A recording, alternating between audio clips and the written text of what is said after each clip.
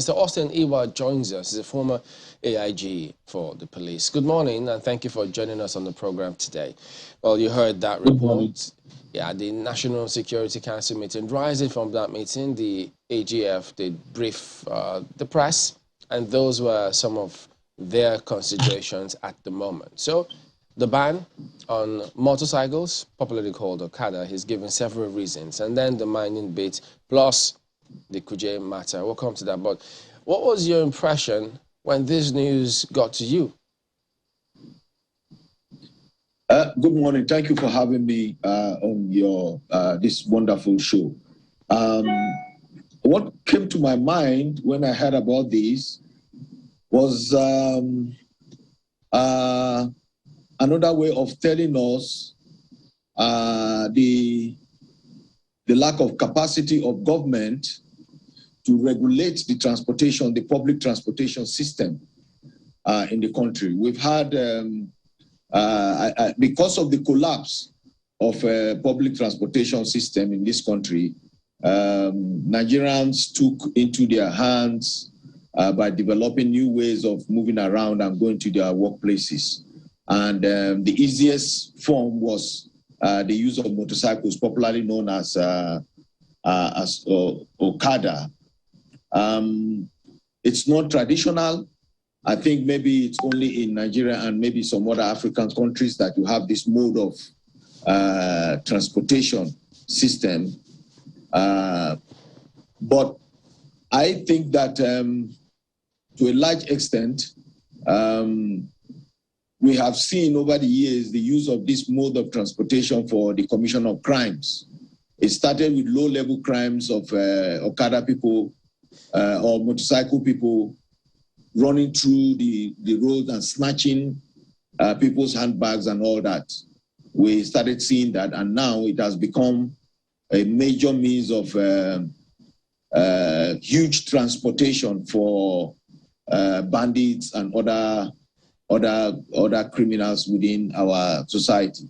But then there are economic implications. As we discuss further, you will see that there will be implications of this ban. The motorcycle business has a value chain that extends to several pockets of economic workers. You can see the people walking around the Okada parks, the mama put, the people selling akara, the people selling all this. We lose out. There will be mass unemployment problem that will accompany this. And then again, we should be careful so that we don't, in the process of trying to deal with one form of crime, we now create new forms of crime, because hundreds of millions of Nigerian youths are involved in this business, in this Okada business, and throwing them out of the market now will bring a huge problem. I haven't heard government talk about any method of compensation for these people. Okay, before we get to that bit, well, let's not forget, this was a National Security Council meeting, and several governors in this country, different parts of the region, have banned Okada. And tricycles still operate. And they say that it was predicated on several security reports. So one wonders that all of those security reports, perhaps this National Council meeting might have been privy to all of that, saying, look, having looked at this, this is what we're considering doing. So if you look at those states, perhaps they have banned it, and they're used the reasons they've given. And don't forget, the tricycles are there. So wouldn't that suffice, saying no for this type of transportation, because the bandits, the terrorists, criminals use them a lot. So use the tricycles, it's safer, perhaps slower for agencies to catch up with. So wouldn't that plug the gap or the concern that you have about getting these people out of business completely? Yes, absolutely correct. I was trying to say that we haven't seen any government making proposal for a safety net. Why don't the government say, okay, we are buying back these motorcycles from you, as a way of helping you to get the tricycles, a kind of a safety net for these people who will be thrown out of the market, millions of them. And so government needs to, I'm not sure that the government analyze the implications. They are more focused on the impact of motorcycles on crime in certain parts of the country, not even in all parts of the country, or even say, okay, we limit you to certain capacity. I know that in Lagos State, when the ban took place, I think that was 2020, they limited motorcycles with 200 cc to specific areas of the state. We need to know what is in place for these people that will suddenly be thrown out of the market. What is the safety net here? Are you going to buy back this motorcycle and cushion the economic effect on these people by maybe reducing the cost of transportation of tricycles and developing a system in which people purchase tricycle without very little hardship on their side, or without going about looking for money to buy the tricycles that we will soon see will be more expensive now that we have this ban coming up. Well, it's important to note that, I mean, government said clearly that it's still a consideration. Okay, it's still something that it's mulling. It's not been decided on yet. And, you know, you talked about the economic consequences. You know, this for government essentially is first security. And the AGF said yesterday that the government is not unaware of the economic consequences of the proposed resolutions, particularly this motorcycle ban. But it has become imperative in order to guarantee the nation's security. You started by saying this is essentially government saying it is unable, or it has failed in its job, as it were, to essentially regulate the transport system. So are you saying that there's a way that we can still have the motorcycles operate, in spite of the fact that we've seen that they have been used largely for terrorist attacks across board? Are you saying there's still a way to have motorcycles operate, a way to regulate them by government rather than go the full hog banning them? Well, one of the ways government can regulate them by making sure that the operators are identified, they are registered with a government agency, and they are regulated and monitored. And another way of regulating them is ensuring that they are given support to make sure that they are able to purchase these vehicles without any stress on their pockets. And so if government brings in regulatory procedures that makes it possible for them to be able to identify those people operating. You can see even the picture you have on your on the screen now. These vehicles are not even registered. They don't have vehicle registration numbers. So it's very difficult for government to know who is in it.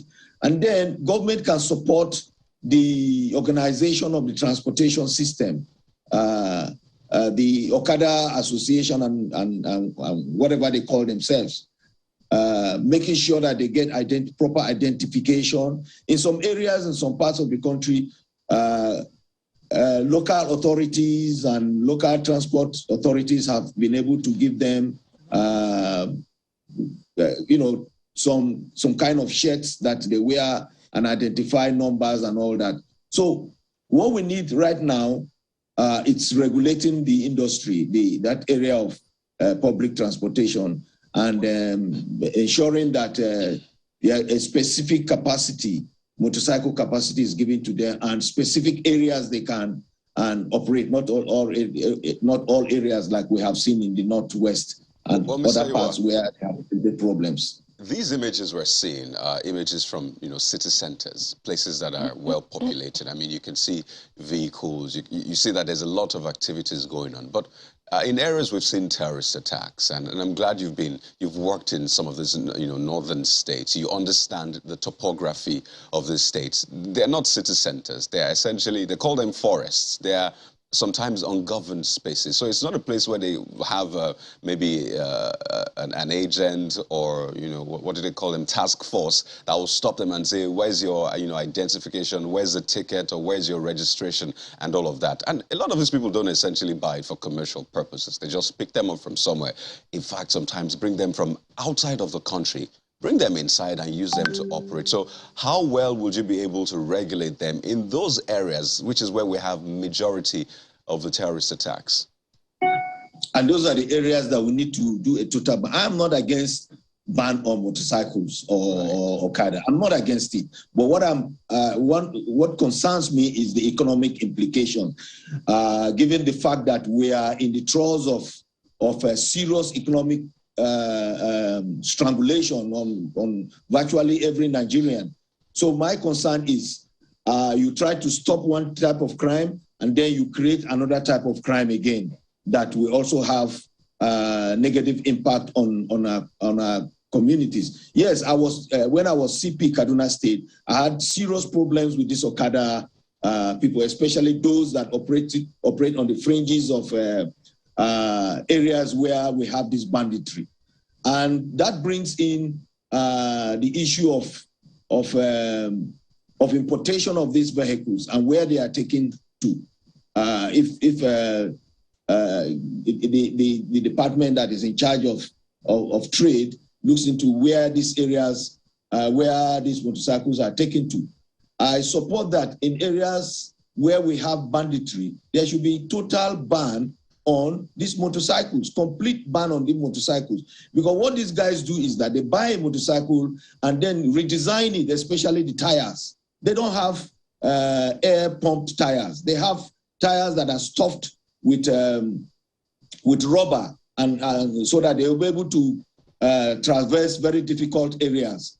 I think the ban should stand. But since government is saying that it's still a consideration, perhaps they are looking at how to handle the implications. Mr. Ewo, like Kayode, I'm glad that you are a former Assistant Inspector General of Police, so you will understand the psychology of the criminal-minded to a very large extent, which is why my concern borders more on the strategic nature or otherwise of the thinking of government in considering a proposal on a ban of Okada operation, and the wisdom in announcing it in the first place, because we're dealing with, sophisticated criminals who may also be anticipating government's move and reconsidering their approach to continuing with some of these crimes. So isn't this treating the symptoms rather than the root of banditry and insurgency and kidnapping and all of the other crimes associated with it? Of course, this is what I've always said. I've always said that we seem to be more reactive than proactive in dealing with these issues. What we deal with are the symptoms, generally, whether it's banditry, whether it's kidnapping and all that. I have always advocated that government should give us policies and strategies that look at the underlying factors that create these various crimes. This is a country where there is no national policy on community safety, for example, or even public safety. The national security strategy of Nigeria is military-oriented. It's not law enforcement-oriented. And so it's very difficult. Government should focus on the underlying factors. And most of the underlying factors are economic. Lack of jobs. People don't have jobs. People don't have skills. Pardon me, Mr. Johnson. Yes. So when you say military-oriented, not enforcement-oriented, does that mean that if they were to carry on with this, it is not enforceable? Come again, I don't get it. Is it enforceable if they go on with it? Absolutely, it's enforceable. Absolutely, it's enforceable. But then again, we have to look at the fact that these people do not operate in organized communities. They operate in the outskirts, on the fringes of communities. They are in the bush. They only come in with motorcycles and go back. The best that that can be done.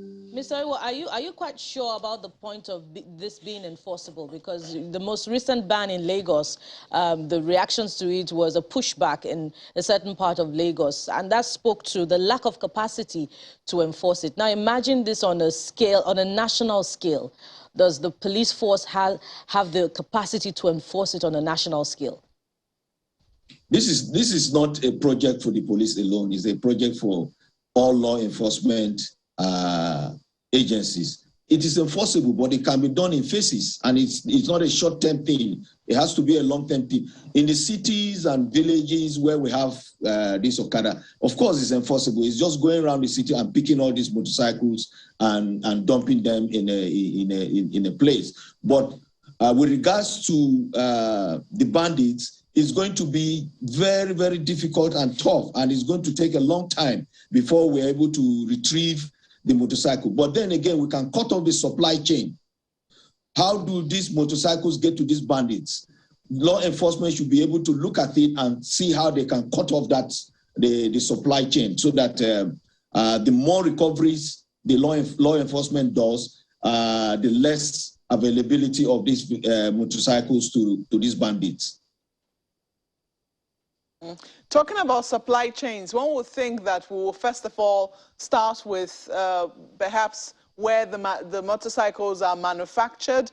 If we have an assembly plant here in Nigeria, there will be questions as to whether we want to make what is assembled here for export alone. If we're importing, maybe there will be questions as to whether to stop importation or put a ban on importation of motorcycles, etc. We haven't quite heard much in that regard. Are you curious as well? Absolutely, I'm curious. I mean, we do not manufacture these vehicles in Nigeria. What they do is to import and assemble. CK, they bring down the completely knocked down parts and assemble them and sell them. And I mean, government can make the importation very expensive. That is an option. To the extent that it will be difficult, to the extent that it reduces the number of CK completely knocked down parts that come into this country. And then secondly, government knows, I mean, through the customs, government knows the people, the major importers of these vehicles. They know them. They can engage with them and get to know who are the people that come to purchase high number of these vehicles. Who are the people that purchase vehicles and all that? A lot of intelligence is needed here, not just reacting by arresting people on the streets with motorcycles, maybe innocent people that don't have anything to do with crime. I'm just wondering, so I want to take it back to, how we plan our trajectory. Because whenever Okadas were not here many years ago, I'm even trying to, maybe flash back to when we started seeing Okadas, and then it became a popular means of transport. For a very long time, they were the means of transport in many rural areas. When they started infiltrating the urban areas and then becoming more and more affordable for, many people to buy it, and did we have any thinking whatsoever in terms of projections as to what the effect of this could be if, it got out of hand? Do we have any, this is now for Okada, but do we have anybody, any institution of government whose job it is to look at a trend that is emerging and see how that is going to affect the country on the whole, perhaps with, with the insight to either stop it, encourage it, or warn about caution on it, so to speak? Okada business was encouraged by politicians, if you remember very well, when they started doing what they call poverty alleviation programs. And they started bringing in motorcycle and distributing to young people to do transportation business. At that time, nobody thought of the implications. At that time, even if people, for some of us then, we looked at the implication, not in the context of crime, but in the context of disposal of these motorcycles by the time they become old. How do we handle them? How do we recycle them into something else? That was what we were looking at. And also we're looking at the value chain of creating thousands of motorcycle mechanics. We didn't look at the implication, the criminal implication. Now, it has been seen as a very easy way of movement for criminals. And if you recall very well, it started also, the criminal aspect started also when they started snatching handbags and from people, they ride past you and snatch your bag and drive away fastly. And also even attacking people who are sitting outside and enjoying themselves. They come in motorcycles, attack the people, collect their valuables and move away very fast. We didn't look at this implication. And I'm not sure that, that we have any government agency that does any study. And isn't that a problem? Yeah, indeed it is. Indeed, it is a problem. What I have noticed in this country is that we hardly study things. We react. We hardly commission studies of implications and advantages of a policy, a policy, you know, for government or either local level or state level. We just come out and say certain things based on what we believe are the problems. It's a big problem. It's a big problem. I think that the law enforcement agencies should the pronouncement by government. It's a wake-up call for them to begin to do some studies and gather more intelligence on this area. All right. So, Mr. Iwuot, we've seen the kind of daring attacks that has been carried out on mining sites, and then how people are kidnapped, and then they come out and tell us they pay hundreds of millions in ransom. And now this council meeting also considering banning mining and ransom payment. So one would have thought if the security agencies could nip in the bud, they could have prevented that all the while. But now that they're putting it in that realm of, we're considering banning it as a means of cutting off funding for terrorists, how is that going to be handled by security agencies, assuming they go on with this ban as well?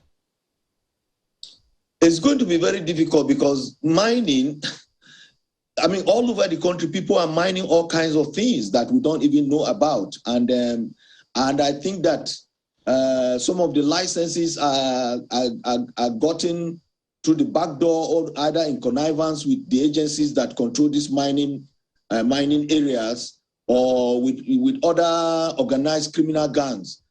There has been a development of massive organized criminal gangs operation in mining sites. And I don't know how the security agencies will manage this because it's a very dangerous area considering the value of minerals that are stolen from this country and exported out. But I think that with a policy and a strategy, it will give the law enforcement agencies will have more focus in dealing with this situation. I think it's a big one. I think the civil defense is one of the lead agencies in protecting minerals and other economic, petroleum and all that.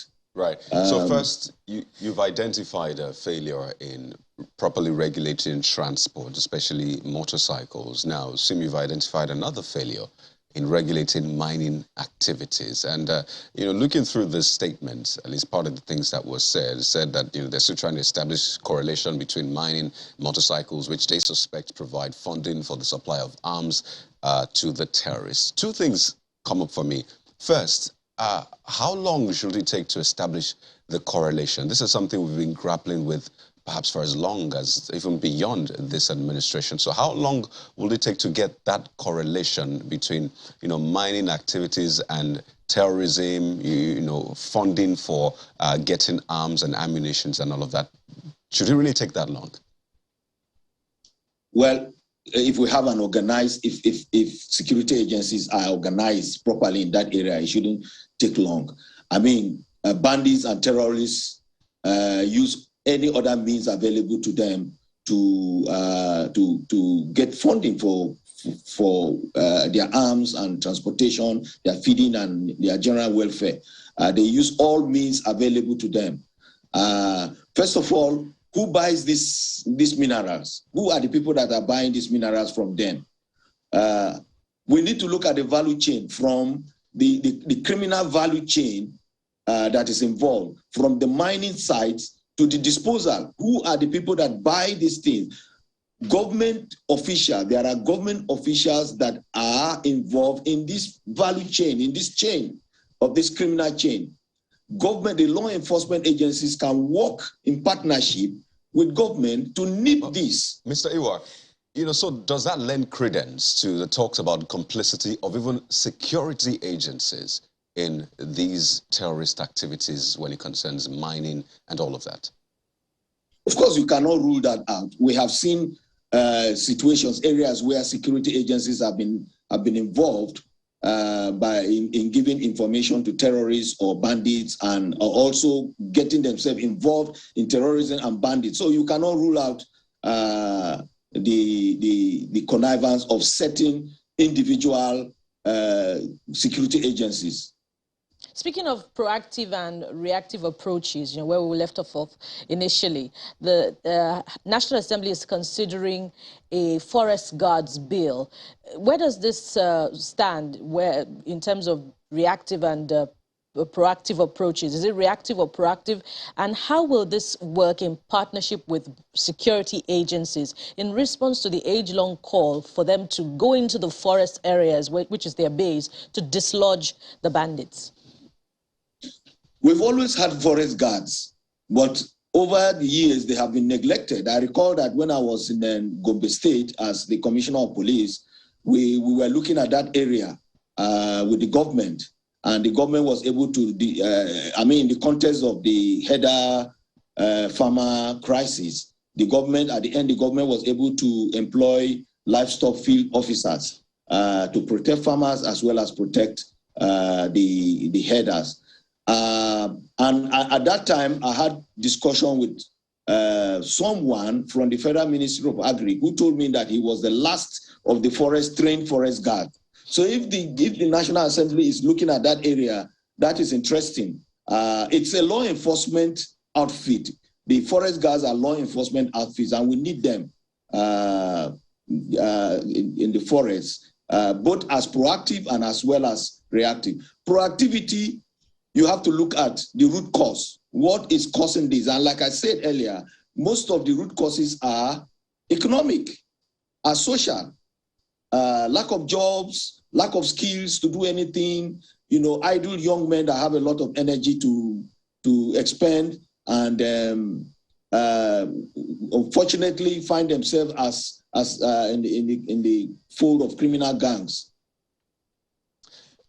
But at the moment, do you see any challenge with states? Because, the states will always say, well, when it comes to taking some of these decisions which border on economy, as much as there's a security implication, we need to have a huge say as well. I suppose we say we are running a federation. If we are running a federation, states should be given more power to take control of most of these things. In the regulation of motorcycles and most of the areas that create problems for them, I think states should be given that power. There should be amendment. Those are some of the things that the National Assembly should be looking at amendments that empower local authorities and state governments to manage issues that has to do with their areas. I think that's an area. If we are running a federation, we should begin to look at that, and also fund. The federal government should provide more budgetary allocation to enable local authorities fund these areas. Crime, as we generally say, is a local thing, and the solutions are in the local areas, not in the urban areas. Well, part of why they keep talking about local policing, but we have to thank you for coming on this morning, Mr. Osenewa, former AIG of Police. Thank you for having me. We'll be back in a moment. We've got some grounds to cover still. Don't go away. Glenn Melumba joins us. He's the Commissioner for Information for Imo State, as well as Uche Onyagocha, who is the former SSG for Imo State and the PDP senatorial candidate for Imo East. Gentlemen, good morning. Thank you for joining us on the program today. Good morning. Right. Let me start with you, Chief Melumba, concerning what transpired about the killing of some, they have different figures, but some say about 14 youths in our Mama in Imo State. What is your account of what happened? Well, thank you very much for having me. And I want to start by saying clearly that it surprises me a lot when people have refused to accept the reality of what happened. And that is that it was an operation carried out by security agencies, mainly the DSS. And this was based on information. They had a pointer, one Chinosun Norom, who is a member of ESN and who clearly was interviewed. I can forward you the video, the audio, the video, where he clearly admitted that he was the person who led the SSS to a camp in our Mama, where they normally meet every Sunday to plan on a sit at home, to first sit at home on Mondays.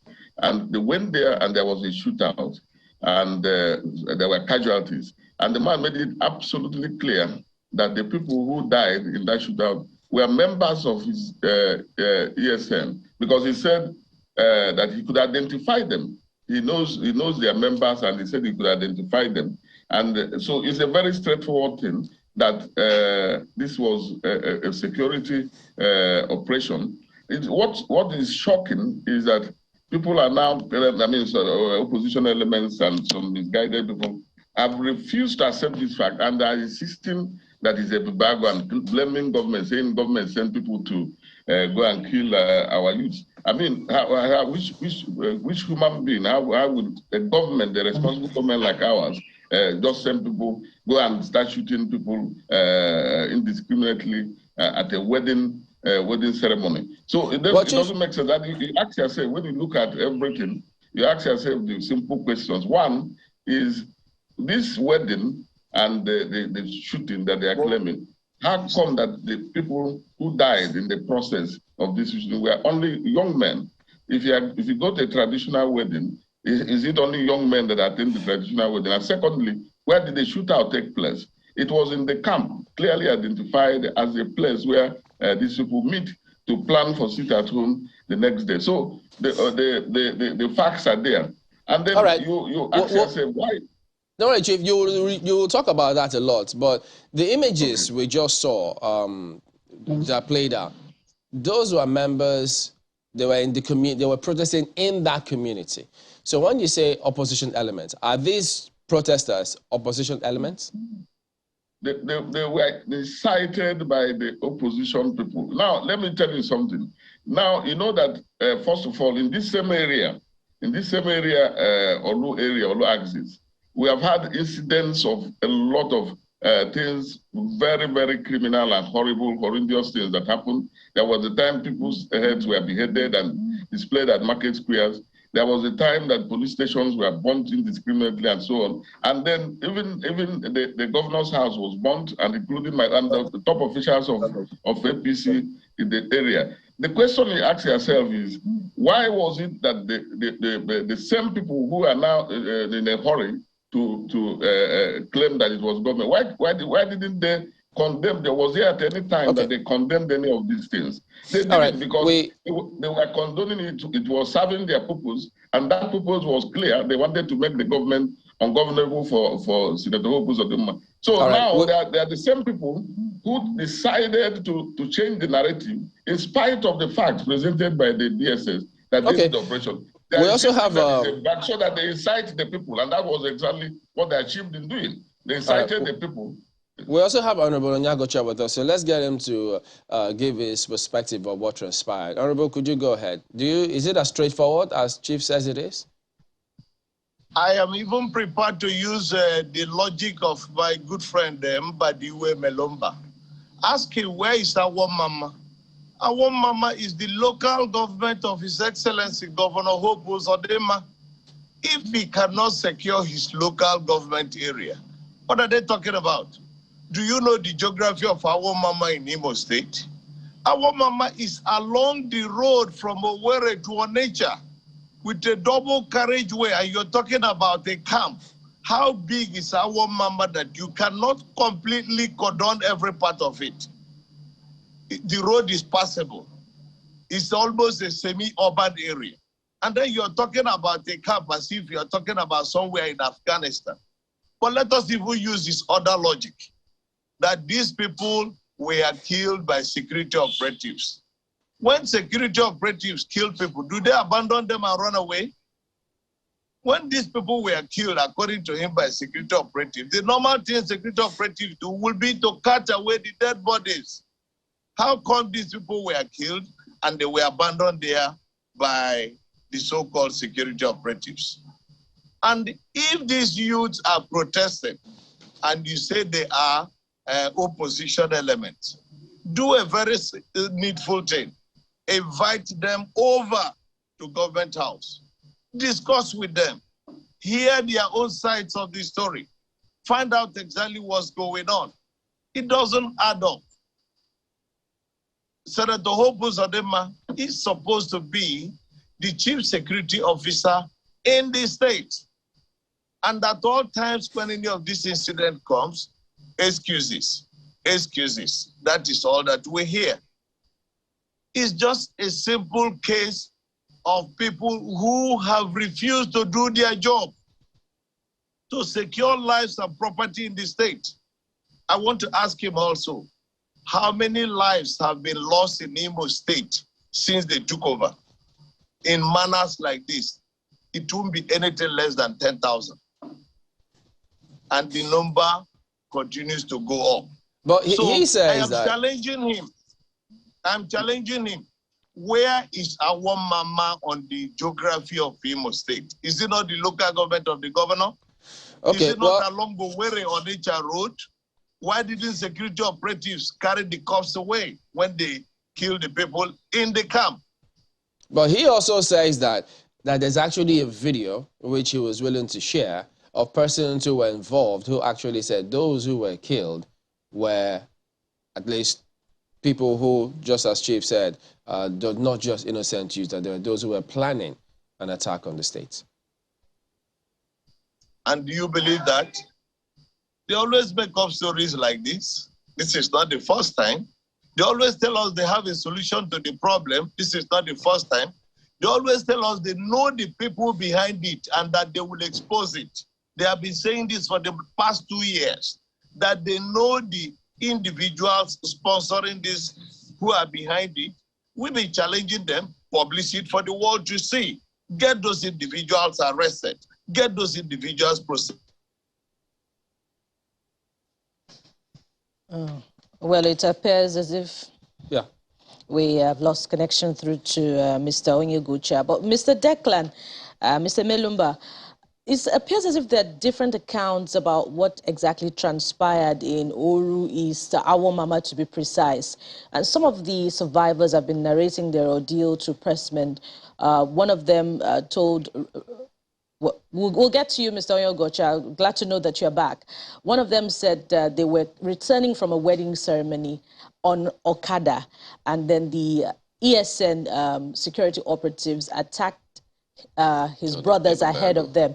And then some others say that they actually came to the wedding ceremony to attack them, where they killed people, and then they even took the money sprayed the bride on her wedding day.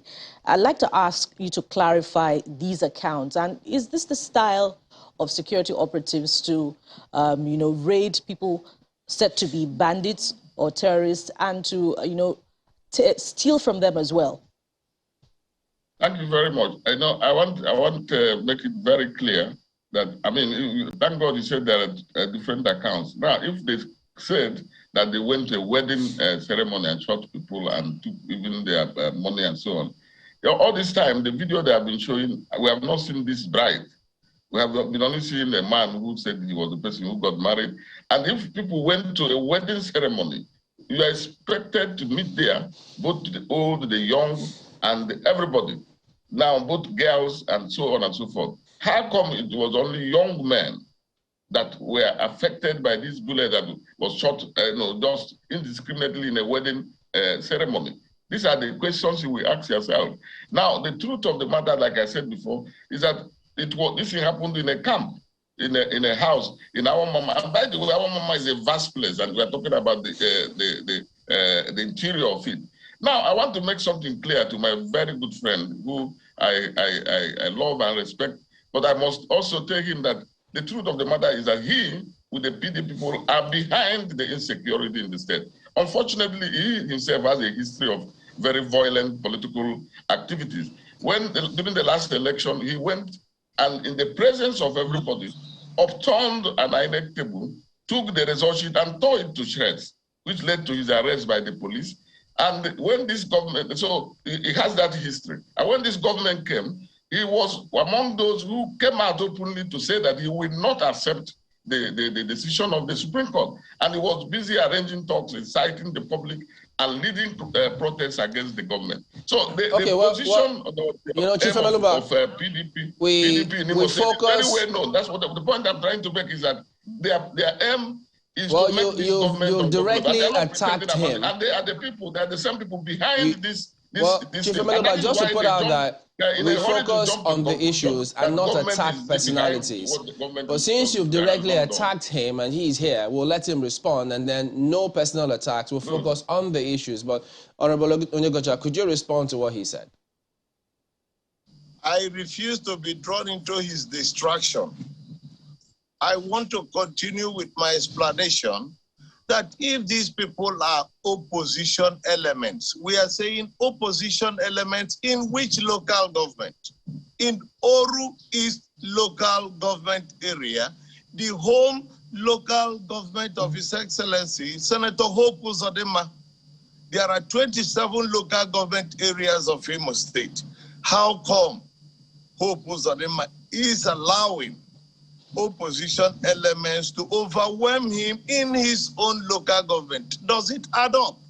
If he can't even secure the remaining 26 local government areas, can't he do something about his own local government, Oru East?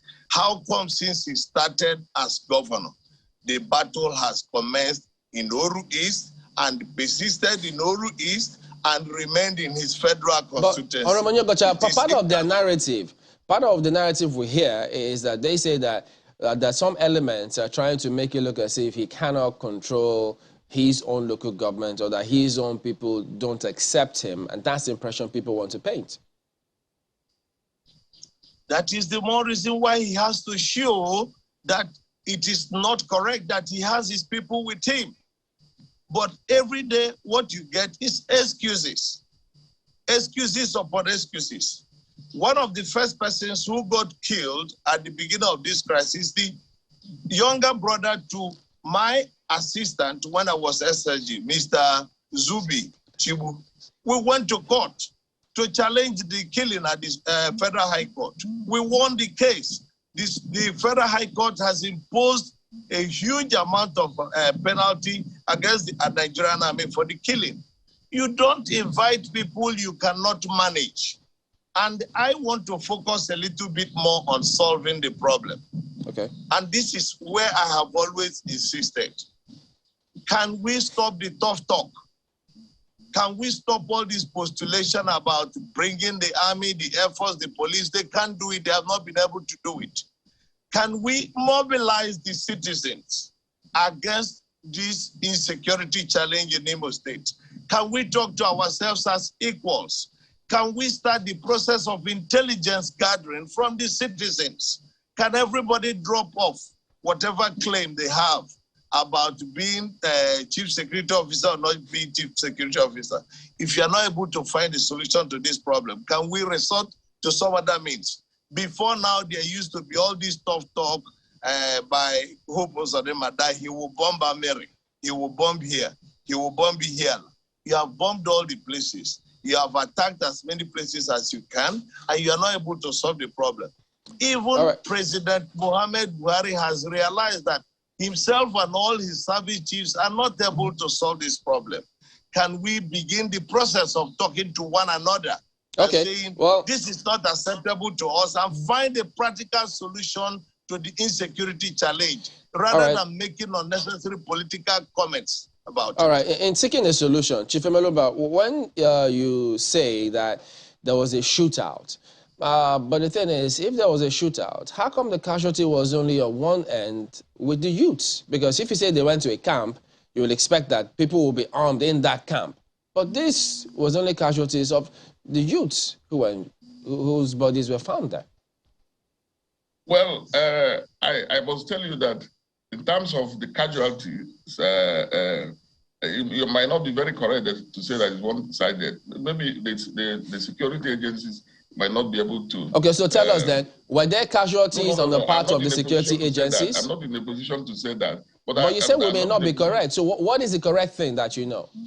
That's what I'm saying, that the security agencies will be in a better position to give you. Okay, so you don't know the correct thing then? It's not a matter of whether I know or not. It's not my duty to disclose that. It's not a matter of whether I know or not. But I want to quickly say something, because we are talking here. We said my friend was saying, why is the concentration in Oru East and all the rest of it? That is the script they have. The script is that they want the world to believe that distinguished Senator Hope Uzodinma, the governor of Imo State, His Excellency, that he is not even accepted in his place. However, when like I said earlier, when there was rampant beheading of people, burning of police stations, burning of people's houses, and this governor has been able to contain it. There was a time it was so rampant. Your channel, I remember, you used to announce it on this your channel every day about one thing or the other. For the past 2-3 months, you have not, I'm sure you have not heard of any such thing. So now you are saying solve the problem. He has solved the problem. That's the truth. And now that he has solved the problem, you cannot even accept it and say, oh, you have tried, you are trying, or you have done well. But you are looking for every opportunity to still give the impression that there is a problem when there is none. These security agencies are trying to mop up the last wrongs of these militants. And you don't even want to accept that this is what the government is doing. You want to create the wrong impression that government is killing their own people. And you know it is not true. Because just a moment, Commissioner. Is to show the world or prove to the world that Imo State is ungovernable. That's what you want. Okay, just a moment, Commissioner. Let's allow him respond to some of those statements. To continue to insist on that narrative. And right. that is not Let's fair. allow Mr. Oyegwa to respond. That is what PDP so we can is doing. focus on the issues. And there is no other thing they're doing other than that. If you can hear me, just a moment. There is insecurity in Imo, and particularly in Olu, where the governor comes from. Okay, let's take this to Mr. Oyegwa. I'd like to get some things clear. A few questions that have not been answered, really. And I mean, this is towards seeking a solution to some of these issues. Is it true that the community has identified the youths who were killed as a part of, the community and have vouched for them that indeed these youths were coming from a wedding ceremony and they were not involved in anything nefarious? That's what Mr. Oyegwa said, by the way. Okay, I said, is it? I didn't hear that clearly. All right, no problem. Is it true that the community involved has identified the youths who were killed, whose bodies were found, as indeed youths who are part of the community, who are coming from a wedding ceremony and are not involved in any nefarious activities? Of course. And that is why church leaders are even going to pay visit to the families. Are you not aware of it? So indeed, to show that they identify. Indeed, they have vouched for the youths. These are not militant youths as they are claiming. All right. So let's take this back to Commissioner. I want you to ask the Honorable Commissioner Mbadiwe Belomba, where is he from? He's from the same local government.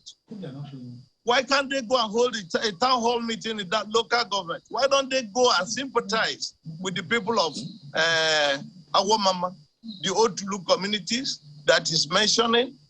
Why are they so aloof? If you are in charge, and you are in charge, you are the chief security officer of the state, you go down there, meet with the traditional rulers, meet with the youths, try to talk to them, calm the frayed nerves. Let's stop talking about it as if we're talking about bandits in Zamfara or Sokoto. I wish you were here for us to go physically to the place. From Mbadiwe's village to that place is less than 10 minutes drive. From Awomama to the governor's village is less than 8 minutes drive. And which is this camp they are talking about in Awomama? Awomama is where you have three breweries, in case you don't know. And it's not like it's a far distance. You can drive around Awomama no matter how remote they are talking about. Okay, so let's take this to Commissioner Melumba. Level of security is sincerity in all this kind of narrative. So, Commissioner, Mr. Yegocha has made a point saying, yes, this is towards finding a resolution, and clearly the people of a community still have lots of questions unanswered. So, why is it that the government has not gone to the community, maybe have a sit down with the traditional rulers? Is that something that has been done? Is that something that is being considered? He will not admit that that has been done many times over. He will not admit that. No, I mean after this incident, after this last incident. Yes. Yes. After this last incident, whether what has happened, whether there's been a sit-down, whether there's been a meeting between government and the traditional leaders, the leaders of the community, essentially. Of course, that has happened. That has happened. When did that happen? We have met them about 2-3 days ago. We have met with them about 2 or 3 times. Was that in the community? You say what? Was that in the community? The community. So who met with the community leaders? Was it the government? We have met with the community leaders, yes. Who is we? Is it the governor, or were you there as representatives of government? The governor and the community leaders have met, and I happened to be there myself. And that was 2-3 days ago. So what was the resolution, Commissioner? No, of course, the point is that, my friend is saying that they have confirmed that these people are not ESN members or so. The point is that the former ESN member who is in SS custody, who led them to this, said... No, the question is, what was the resolution of the meeting? I'm coming to that. I'll come to that. And like I said, I can forward you the video. He identified those people as their members. Now, it is not in doubt that these people come from this community. So, and part of the reason why the government said we are waiting for a detailed final investigation is to now find out really whether there is, by chance, anybody who could have been an innocent person who was not. And when that happens, then the government will know what to do. So the government has met with the leaders of the community to also let them know that this is not the true position, what the opposition is saying, the government send a bag to go and keep people. That we look at the position and we want you to also volunteer information and let us know what you know about these camps and the youths who are there. And that at the end of the day, after investigation, these matters will be, if there is anybody who has been seen, who was innocently caught in the crossfire, such people will be identified and something will be done. Speaking of resolutions now, Mr. Melumba, I wonder if that meeting or the series of meetings also took into account the position of the youths, and the residents generally in Awomama, Oru East and Oru West, who came out in their thousands to reject the ESN in its entirety and to reject the commander of the ESN as well. Did that meeting take that into consideration? Well, I must let you know that this is a script. When you say reject, did you say they reject ESN? Let me get you right. Yes, they did. And the video is available. Yes, the youths. The youths came out and said they reject ESN. Yes, absolutely. Yeah. So it is not, yes, fine. That is interesting. But the question is, if you reject them or you don't reject them, are they operating within your area? If the answer is yes, and that is the correct answer. So the point is that the youths, like I said, they were incited. They were given the wrong information. And all of them who came out there cannot tell you that they were sure of what really happened. So the whole idea from my own side of the business is to make sure that they understand the truth of what happened. And that truth is that there were people who were camping in the area and who were planning to come and we need to go, but just a quick one.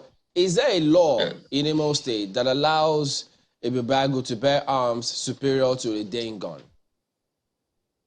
Well, there is a law. A Bibago is an instrument of the law. There's a law establishing a Bibago. But I must tell you, arms superior to a Dane gun. No, I didn't say that. I said I'm so how come they have those kind of weapons for the shootouts, which you spoke about? So that means you're buying into the narrative that is a Bibago that went to... You said there was a shootout. I said it was the security agencies, DSS, that went there. That's the correct position. It's not a Bibago. We have to get it clear. It's not a Bibago. The duty of a bag, and that is because that is the falsehood that the opposition wants to feed you. All right, well, we need to go. Let's get Honorable to give his closing thoughts, because there are actually questions concerning what you said, but we don't have a lot of time for that. Pardon me, Mr. Onyechocha, just quickly before we wrap up. Final word is that Mbadiwe is even uninformed about activities in his local government. Doesn't it sound funny that you are even informing him about what the youths are doing in his local government, in his communities? The truth is that this government has refused to own up to the fact that they are incompetent. They are unacceptable. They are incapable of moving the state forward. And they must have the courage to come down and talk to the people and say, let's have town hall meetings on how to move Imo State forward and solve the insecurity problem and stop this blame game about opposition elements that causing trouble in my local government. That looks petty and silly. We need to wrap up, we gentlemen. expect that they should do better than that. Well, Chief Emelumba, my colleague actually meant that the youths rejected the Bibago, not ESN. That's the point she was trying to put across. But I want to thank both of you for coming on today. Chief Emelumba is the Commissioner for Information, Imo State, and Honorable Onyechocha is a former SSG for the state and the PDP senatorial flag bearer for Imo East. Gentlemen, thank you for your thoughts. We're back in a moment. Stay with us. About Monday, 25th of July will be Nigeria's Diaspora Day. It's a national celebration where we highlight the contributions of those in diaspora to talk about how they are still ensuring that, even though they are out of our country, they're still making sure that there's plenty of growth here. To examine that and to see how we can further harness the contributions of those abroad and to see how what else needs to be done? Is it just about their contributions? Is there anything else that we can do for them as well as they do for us? That's the conversation we're having this morning. And to help do it, we have Reverend Father Emeka Chris Obiezu, who is of the Order of St. Augustine's. He is a National Coordinator, Director, Civil Society Network on Migration and Development, and also Executive Director of the Augustinian Center for Advocacy, Justice, and Peace. Father, you're welcome to Sunrise Elite this morning. Thank you. It's my pleasure to be here. It's not every day we get priests involved in issues of migration, etc. Yes. So I'm a little curious as to why you're involved in this. Well, okay, I think there are some reasons why I am involved, but first let me say thank you to Channels for this privilege of being here to share experience on a very significant population of Nigeria who contribute a lot to the development of this country, the diaspora. Yeah, why did I pick interest in migration, or why do I work around it? I think it spans from two things. First is that my own personal experience as a migrant, and having endured both the good, the bad, and the ugly of As a migrant to where? Did you go through the Sahara or you went through? No, I was a regular migrant. Okay, regular migrant. Okay. I went on a mission abroad and did studies, worked, and then finished my term, felt the need to come back home, and then got back home. So, and that's the kind of migration we promote. We call it the regular migration. in such a way that you do that through the stipulated guidelines, and for also the peace and development of your country and the country where you eventually reside in. So being in that state and also working around the issues of social development within the UN system, I found out that migration is one of the core elements that drive the development issues, and it is at the nexus of most other issues, including peace and all things around it. And as I said, so my experience, which sometimes were good. I mean, I benefited very well for being a migrant in Canada and the US. And I also endured some challenges of being a Nigerian who is a migrant, you know, being stereotyped, even irrespective of your position. People will still look at your green passport and ask you nasty questions, especially when you travel with colleagues who are from other nationals, and they begin to worry, but why did they stop you? The only reason they stopped me because my passport was green. And then I had to go through questions and all those. You know, when I had opportunity to challenge them, I was able to do that. And so all those built into what answers to your question, why did I actually get into it? Okay. And as Augustinians too, we work in over 54 countries in the world. And migration is one of our issues because not only that we ourselves are migrants, but also most of the communities we work with are migrant communities, either directly or indirectly. So we establish various outreaches that help us respond to direct and indirect needs of those who are affected by migration. Okay, so by virtue of your calling, it will almost seem that this is almost coming naturally to you. Yes, yes. Okay, let me ask you then. You've already talked about some of the challenges you faced as even as a regular migrant holding a green passport. But let's talk about the let's say opportunities first. We know we're unable to say clearly how many Nigerians we have in diaspora. But we know that remittances from Nigerians in diaspora forms a very huge part of our foreign exchange earnings here in Nigeria. And there have been questions as to, I mean, for the people who contribute to this remittances, there have been questions to why it is that they cannot be part of more.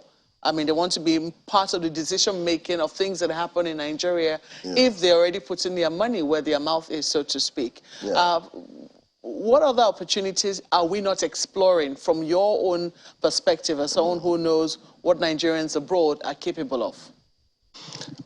Again, we talk about the contribution of diasporas to national development, which again extends beyond physical development in terms of structures or economics. Their development contribution also goes into social knowledge and other aspects. What we call remittances are actually discussed in two terms: economic remittances and social remittances. The one that we always hear often is the one, the economics, because it has to have foreign exchange. And like you put it rightly, it is one of the huge sources of foreign exchange, or foreign investment, as the case may be as well. The highest we had ever had was 2019. We had over 25.5 billion US dollars accruing to Nigeria from the activities of Nigerians outside. That is cash. And these are those that came in through what we call official remittances channels. That is through banks regulated by the World Bank and National Central Bank here. But there are some money as well. But in terms of social remittances, where I think our diaspora do a lot. Also, they have knowledge exchange, knowledge transfer. You know, the little times you call your colleague outside or your friend outside, oh, can you help me source this? And he tells you what is new that is out there that helps you to build your own potential. It's also a help in developing you. But sometimes they have organized knowledge sharing in a transfer. They do what they call diaspora missions. So they come back to Nigeria either as association or organized individuals to come over here to do some of those systematic knowledge transfer in the case of building educational systems, medical platforms, So these are some of those areas they do. Again, they also join us in political affairs. There are occasions where some diasporas have been either appointed or have to be appointed more to come down to Nigeria to hold some political positions. And it still happens in some states, but it's very scanty. We have had cases where some persons left and came back to Nigeria and contested for elections and won, and then finished that term. Some are still hanging around, but some dash back again to where they came from. But the larger thing we think we want to do more, which the diaspora is actually asking about, is in the whole space of the political involvement. One of the key ways of participating politically is that you determine who is your leader and how that develops, and that is by election. So I guess this is an issue that needs to be talked about, how much the Nigerian diaspora are involved in electing their leaders. And we moved too much about it in advocacy. The Nigerians in Diaspora Commission held that push a long time. And then when there was all this electoral act reformation and all those, we used that opportunity to push that. And then when the Senate opened up, the National Assembly opened up the constitutional review and all those, we used that channel as well. But it is unfortunate, or it was unfortunate, that on March 1st, when they voted on that, about 92 of them were present in the Senate. And unfortunately, 63 of them voted against it. So it didn't pass. And being a diaspora myself to some extent, and then interfacing with my colleagues out there, it wasn't a palatable news. It continues to remain a matter of controversy as to whether or not people should be, people who are not exactly in the country should have the power to be able to vote. Even largely within the country, I mean, there's been no general consensus on that. I do not know if this is just a decision of the political class, but if you also do like a sampling, you might get mixed reactions from Nigerians. Do you think those in diaspora have been able to make their point clearly enough that, to proffer reasons why they should be allowed to vote? Yes, I think first thing I want to say in that is Nigeria should actually know that we are lagging behind in this. Across the world, we have over 115 countries that allow their nationals abroad to vote. And it is surprising that in Africa, we have over 28 countries that allow their diaspora to vote. And even within us around West Africa, just recently Gambia joined the group of those who do that. So for Nigeria to be talking about the consensus in this area, either we are somehow misinformed or ill-informed in this, which needs more advocacy on the background, on the side of both the civil society, the government, and the diaspora, which I think they are doing enough also. But we have to know that two things are involved in diaspora voting. One is that it is their human right to vote. And secondly, it is also a demonstration of their commitment to their country. So while we are deciding whether they should vote or not, and we are consistently taking their money, it's like operating a philosophical point of view of utilitarianism. Your value is for what you give to us and not who you are and what you other things. So, and diasporas feel that they're cash cows if they are treated in that direction.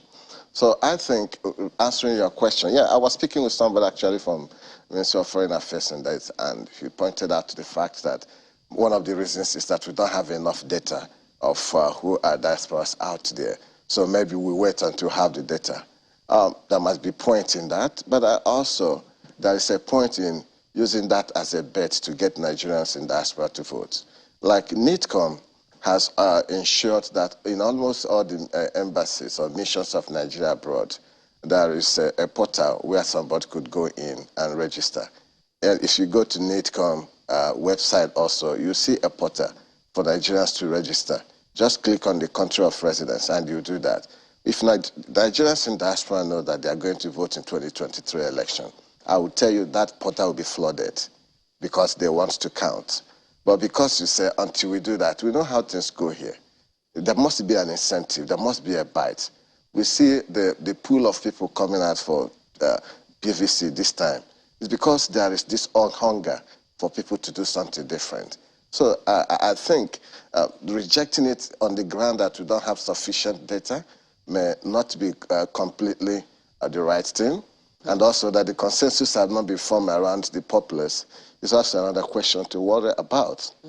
I know that NIDCOM has been doing quite a bit in terms of getting Nigerians in diaspora the recognition which they rightly deserve. Yes. But have we been able to harness? I mean, you've talked about how Nigerians are the ones by themselves organizing, running missions to Nigeria, finding out how they can be of help to their different communities, especially where they come from, etc. Yeah. But as the country as a whole, yes. I mean, yes, they created the Diaspora Commission. Yeah. Have we been able to harness the usefulness of the capabilities, the capacities of our Nigerians in diaspora in certain sectors of the economy where we perhaps might need their expertise? Okay, in terms of that, I think one of the things we have to say also, which is also a plus to Nigerian government, is that Nigeria is one of the few countries in the world that have taken steps in institutionalizing their diaspora engagement. By this, we mean putting up systematic frameworks that either help to manage this flow. Again, it is important, again, that we underline the fact that the huge money that comes from diaspora are private money that go to families for their dealings. Mm-hmm. But how could such money be trapped into national development that is very structural? This is what institutionalization of diaspora engagement does. So the first part of it is recognizing the diaspora themselves. And we go back to the 1999 review of the Constitution that gave Nigerians the opportunity to have a dual citizenship, which they are using to be able to operate in both ways. It's a great incentive.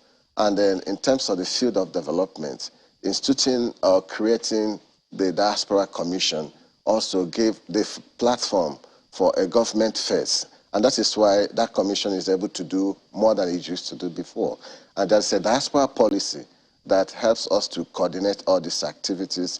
There are, the NIDCOM runs what we call a Diaspora Investment Forum, where they come in every year to interact with diaspora on different platforms of business.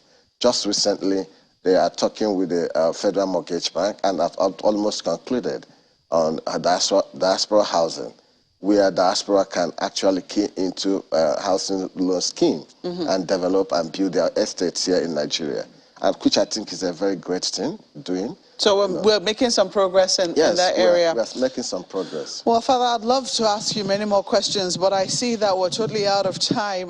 Well, thankfully, Diaspora Day is on Monday, and I'm sure that there's a conversation that should continue into Monday. Yes. We have to thank you for coming on Sunrise Daily this morning and sharing your time with us. Reverend Father Emeka Obiezu, OSA's National Coordinator and Director, Civil Society Network on Migration and Development, and also the Executive Director, Augustinian Center for Advocacy, Justice and Peace. Thank you so much for coming on once again. A few run through some of your feedback. We have this one from Ejike Eze. It says, those in diaspora should only be able to vote if they are physically present in the country. It makes little sense to vote in an election that does not directly determine your daily activity. See, I told you. Oh, there you go. Take a look at this one from Rotimi Sumono Adams. It's a tweet saying the proposed ban on Okada will not bring solution to the various security challenges. When terrorists attack, they attack in droves on Okada. What has happened to our internal security network? When Chibok girls were they kidnapped using Okada? By the way, Okada is a motorcycle, in case you're wondering. Well, I wonder how that works. Well, Comrade Edwin Ohakweru says, pulling people out of poverty is directly proportional to crime reduction. Pushing more people into poverty is directly proportional to crime escalation.